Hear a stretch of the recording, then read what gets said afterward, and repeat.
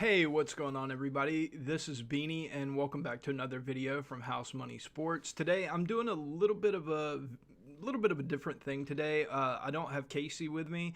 I just wanted to make a quick video because last night something happened, and I think that it solidifies the Nuggets as the team to beat in the Western Conference. And I'm going to go through a few reasons why, but I think not enough people are talking about what happened last night with them signing Reggie Jackson. When I was on Twitter, I was posting a lot about it, and there were a lot of people who were talking about, oh, Reggie Jackson isn't that good. Thomas Bryant isn't that good, who they traded for. But I'm going to illustrate the Nuggets really don't need someone to come in and be great. They just need someone to come in and hold serve. They need to build a bench that doesn't lose games for them, because that's something that they haven't had. And I'm going to illustrate it here in this video, just how kind of stark of a difference it is between them and pretty much every other team in the NBA. They're honestly a very strange team when you kind of dig down and look into it. But here I'm on Roto World, and I'm looking at every team's on-off stats. So when you look here at the Nuggets, there are 3 players in the NBA who have a plus-minus on the season over 400 points.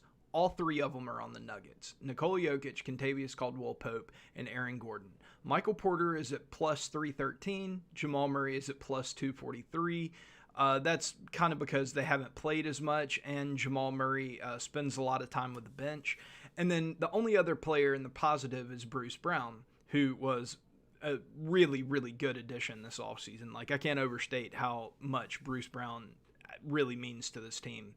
But then you look at the rest of the bench, and it's awful. Like, it is truly, truly awful. Like, it's honestly hard to overemphasize just how bad this bench has been, particularly Bones Highland, who we just traded. When Bones Highland was playing, he was a minus 141 on the season. That was one of the worst marks in the league. Now, you can see we still have Jeff Green, but I don't expect Jeff Green to play that much moving forward, especially after the new additions. I think he's going to get kind of pushed out of the lineup.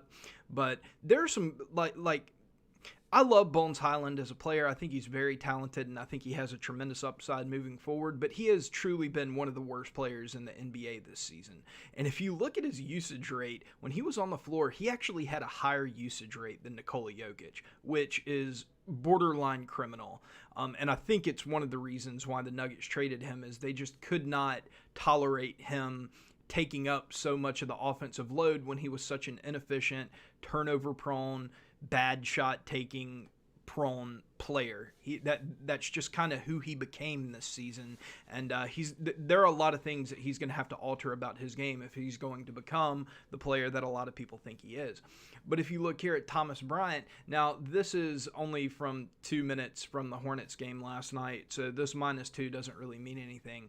But when you look at guys like Thomas Bryant and Reggie Jackson, they're the type of guys that can come in and not give you this, not give you minus 141 on the season. Reggie Jackson and Thomas Bryant, if they come in and on the season they're where Vlatko Čančar is at a minus 23, or Christian Braun.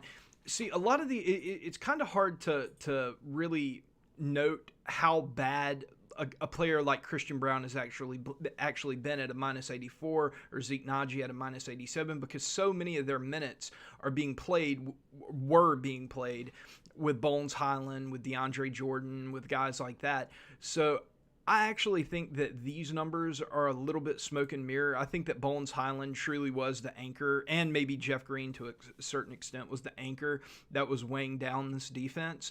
But now that you bring in Reggie Jackson, an experienced veteran who, sure, he's not a world beater. He's not going to come in and be the best player in the league or anything like that. But he's also gonna come in and he's gonna stabilize this bench to where whenever you have a bench unit of, let's say, Reggie Jackson, Thomas Bryant, Vlatko Čančar, Christian Braun, and Bruce Brown, if that's the 5 that you roll out there, I fully expect that to be a bench 5 that is capable of being a wash, being neutral, being having their plus minus be virtually zero. The Nuggets don't need to have a bench that's going to come in and provide plus 10 in the plus minus category. They don't need that. They don't need them to extend leads. They just need them to hold these giant leads that the starting unit is developing for them. And to really understand just how historically unbelievable this plus minus is for a starting unit, let's look at a couple other contenders just to really drive the point home. Let's look at Boston. You're going to see how different these teams are constructed when we look at this. Because when you look at Boston, their highest plus minus on their entire team is Jason Tatum at 375. The Nuggets have 3 players who have a better plus minus than that. Derek White has a 291. Then everybody else is under 200. Was I wrong looking at that, or is every single player in the Nuggets starting 5 over 200, 3 of them over 400, and 1 of them over 500? Jokic, which is just another point in his category for being the best player in the world. But then you look down their bench: Robert Williams, Grant Williams, Sam Hauser, Malcolm Brogdon, Luke Cornett, Blake Griffin. Like, you have to get all the way down to guys that have only played 14 minutes on the year, or Noah Vonleh, before you get into someone who has a plus minus in the negative right now. That is a stark difference from the Nuggets, who only have 6 players who are in the positive. So that really just drives home the point of how big of a difference there is between the Nuggets starting unit and the Nuggets bench unit, because you really are dealing with a historically great starting unit, and you're dealing with a historically bad bench unit.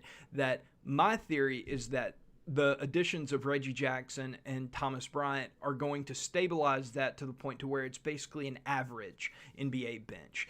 And if the Nuggets bench is average, that's all they have to be, is average, then I think the Nuggets are unbeatable. I really do, because the gaps, just the plus minus gaps, not even getting into the advanced metrics or anything like that, just simply the plus minus stats, the gap between them and the next best starting 5 is so huge. So if they can have a bench that's even, 15th in the league, 20th in the league, then they're going to win it all. And, a common refrain that I hear from, I'm sorry, I didn't mean to go to Atlanta. I meant to go to Philadelphia. Yeah, the 76ers. Just to get another look here at another contending team to see what they look like. And if you look, it's kind of the same thing as the Celtics, but to a lesser extent. Like, you have your starting 5 all over plus 100. This is a competitive team, so this is something that you would expect. But then you look down and their bench is still solid. It's still in the positive. PJ Tucker, Matisse Thybulle, Shake Milton, DeAnthony Melton, Saban Lee. These guys haven't played that much. They just added Jalen McDaniels. But you have to go all the way down to Montrezl Harrell before you find a guy that's in the negative, and he's barely in the negative. He's a -3. That's not that bad at all. Then you got guys like Furkan Korkmaz and Daniel House, who are pretty bad, and they're probably playing too many minutes. But but these are the guys that are going to be playing in the playoffs, and they're all positive. So if you think about like how a game flow might actually go, the Nuggets are far better. The Nuggets starting 5 is far better than this. So they may get out to a 12, 14, 16, 20-point lead, something like that. But then when the bench comes in with Bones Highland, they're going to give it all back. With PJ Tucker, Matisse Thybulle, Shake Milton, like the Nuggets bench couldn't compete with that before these 2 trades. Now they can. If you want to look at one more team, let's go to maybe the... Well, no, I'm not going to go to the Phoenix Suns because, we don't have enough data on them just yet, but I'll talk about them in just a second. But when you look at Milwaukee, it's the same thing. It is Giannis and Drew Holiday at the top. Oh, that's actually really surprising that Drew Holiday has a better plus minus than Giannis this year. That's kind of strange. It's probably because Giannis plays more with the bench or something.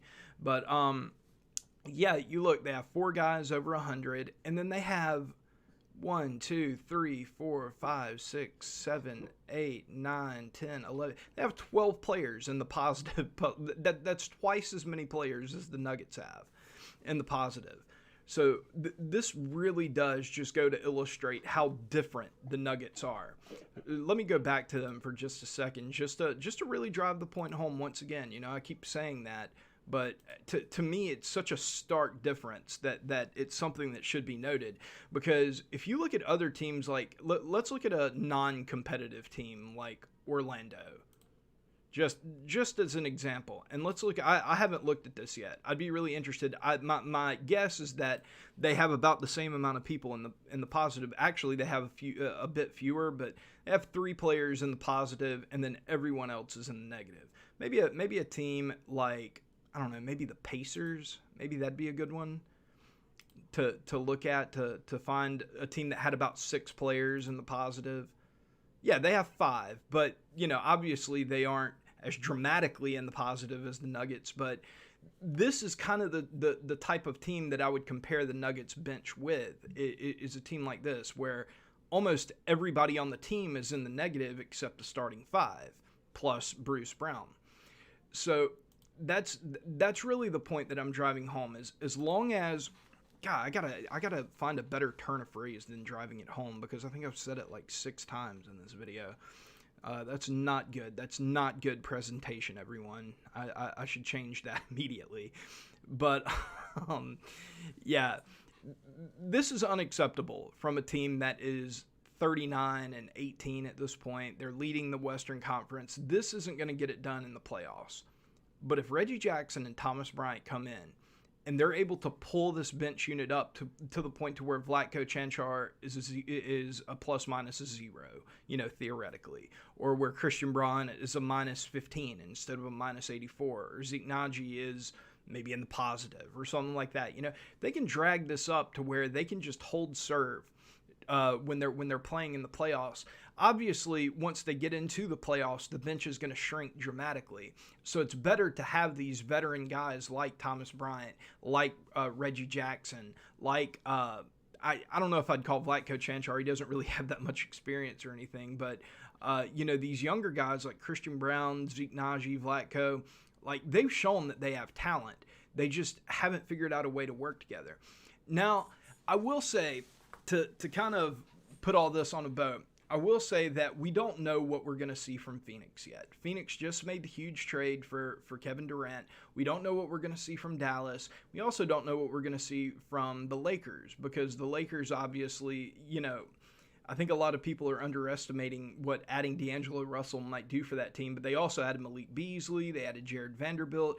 That's going to be a powerful team moving forward, and if I'm Denver, that's not a team that I want to face if they come in as the 8 seed or something like that. I really want no part of that. I'd rather have, the Kings probably, or maybe even the Mavericks or the Grizzlies or somebody like that. That Lakers team really scares me, because you are talking about LeBron James and Anthony Davis with a nice little third role star, I guess, who's better than Russell Westbrook. But there's a reason why Reggie Jackson was pretty much, not consensus, but pretty much regarded as the number 1 buyout player on the market. And it's because most teams thought that he was the guy that could really elevate a team like this to not another level, but just stabilize the depth to the point to where it could really help the starters, what am I trying to say? Where you aren't giving up the lead that the starters build up for you, because there is not a team in the league that builds up leads like the Nuggets do when their starters are playing.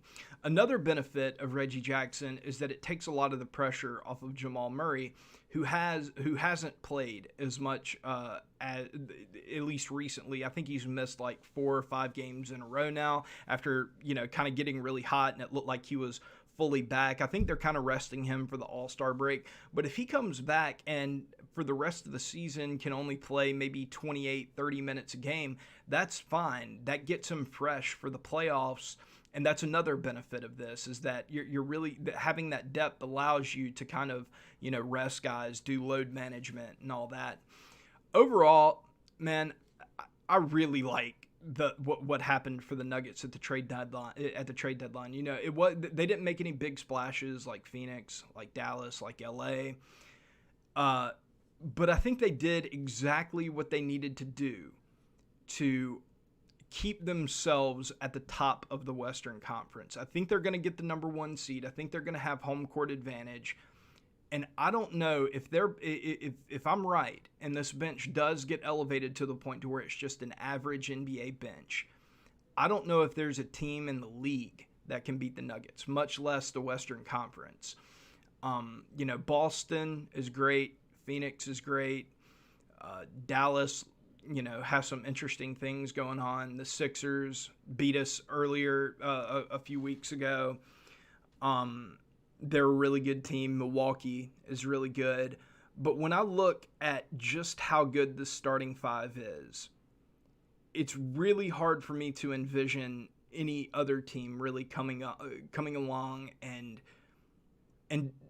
I don't want to say dethroning because they haven't won anything just yet, but outpacing this because this is just so astonishing. The last thing I'll say before I wrap this video up is that there's this narrative that the Nuggets just can't win in the playoffs. And I don't really understand where this narrative has come from because the last time that this team in particular, even minus Aaron Gordon and KCP, whenever it was just Jokic, Porter, Murray, plus, Will Barton and a bunch of other kind of scrubs. The last time we saw these 3 together, they were in the Western Conference Finals. And then the past 2 years, Nikola Jokic has been running out there with the G League squad. I mean, maybe a little better than a G League squad. He did have Aaron Gordon at that point, but everybody else was not good. So I think that Jokic, as far as his legacy goes, gets penalized far too much for what's happened the past 2 years. Because also, when you go back and look, the 3 teams that they've been beaten by in the last 3 playoffs all either went to the NBA Finals or 2 out of the 3 times they won the NBA championship. So I don't think you can dock Jokic really at all for that because he didn't have his full complement of weapons with him. That'd be like, blaming a quarterback who had his entire offensive line injured and his entire receiver core injured, and he was playing with, undrafted free agents. I mean, there's only so much that quarterback can do to get you to a Super Bowl, even if it is Patrick Mahomes or Peyton Manning or, whoever. I think it's kind of similar with Jokic is that you can't really blame him for not having his full arsenal available and still dragging this team to the playoffs for how many years in a row have they been to the playoffs? Like 5, 6 years, something like that. But yeah, that's pretty much all I have to say. I think the Nuggets are still the favorites, even if they aren't the betting favorites at this point. Be really interested to see what Reggie Jackson's signing has done to the betting odds. I would assume not that much.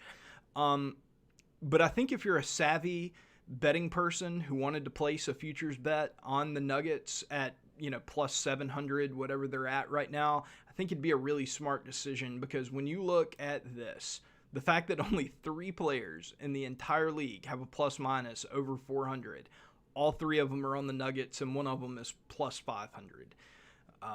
That's going to be hard to beat any day. And the playoffs are really no different in that respect. So, yeah, that's going to do it for this video. Hope you enjoyed. Please like and subscribe. And, yeah, we'll see you in the next one. I think the next video that we have is the top 20 player ranking of Kevin Durant, and then my favorite one, Nikola Jokic, is after that. So be on the lookout for that in the next couple of days. And yeah, we'll see you later. Bye.